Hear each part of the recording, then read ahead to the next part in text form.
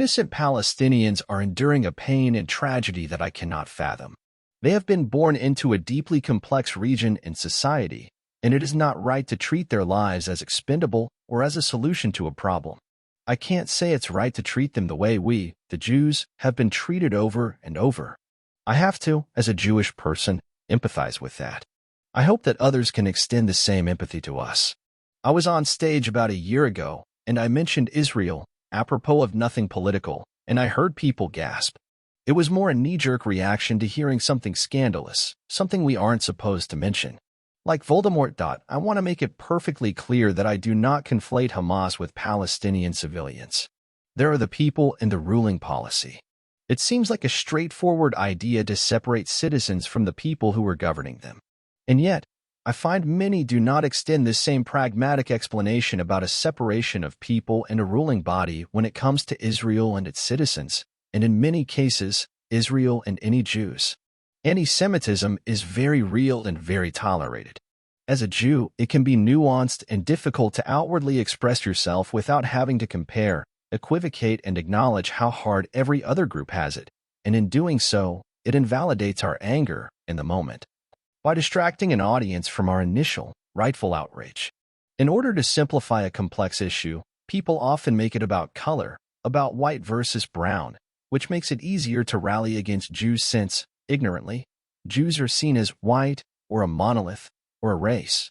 Despite only 30% of Israeli Jews being Ashkenazi, white European Jews, people who don't even know a Jewish person, or think they don't, will have audacious opinions on Israel or Jews in general, often using their support of Palestine to substantiate their baked-in, latent at times, dislike of Jewish people.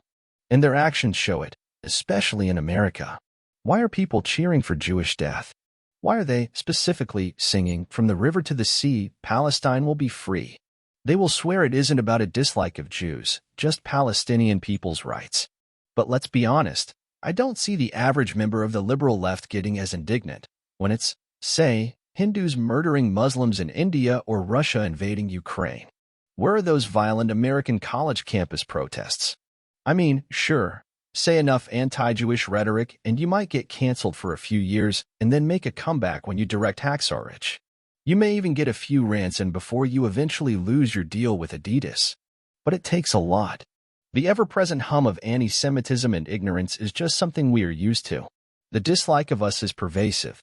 It seems as if every group, especially in the last few years, has had their 15 minutes to say, "We see your bigotry and we are finally, vehemently standing up for ourselves." But somehow, Jews have been left off the agenda. Despite being only 0.2% of the world's population, we are a consistent target for ever-rising hate crimes. And we live with that, going about life with the echo of "never again" always just rattling around somewhere in our hearts and minds. It's a global, historical, and national pastime to hate Jews as a way to temper your own economic failures. There has never not been a period of history where Jews weren't being threatened. Our history is not about fighting to spread our religion. It is about fighting to stay alive. Our history aches. It's an ancient pain and a recent pain. It hurts to know the genocide that killed 6 million of us is used as a punchline, discounted, refuted, or barely remembered by so many. And then there's Israel, a piece of land that Jews already inhabited, despite the popular notion that Jews just appeared there and then colonized it. However, despite a decades-long conflict, Jews and Arabs have shared and continue to share that land. Israel isn't perfect, but it is progressive. Israel's governing body, the Knesset, includes Jewish, Muslim, and Christian members. As hard as I try, I know that it is very hard to distill facts uncolored by partiality when it comes to Israel or Palestine. How Israel is attacked and has retaliated over the history of its time as a state, this subject is better reserved for conversation over drinks with friends you're okay with never seeing again. And now we have what happened in Israel on October 7th. The barbaric Hamas terrorist attacks sparked outrage and support for Jews that I've never witnessed before. For the first time, Jewish people were finally allowed to scream in the streets and at the internet.